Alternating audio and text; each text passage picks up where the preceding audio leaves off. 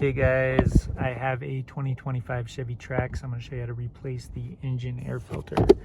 Open this up, pop these pieces out here just by pushing in.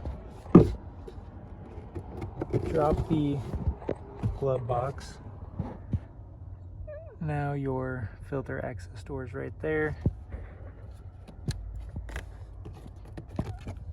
Just remove it by pushing in these clips on both sides.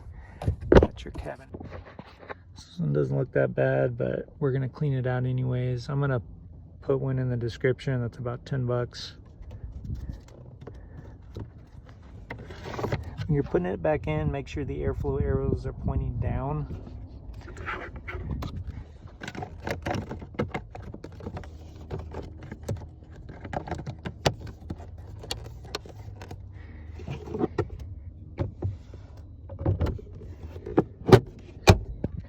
And that's how you do it. Thanks for watching.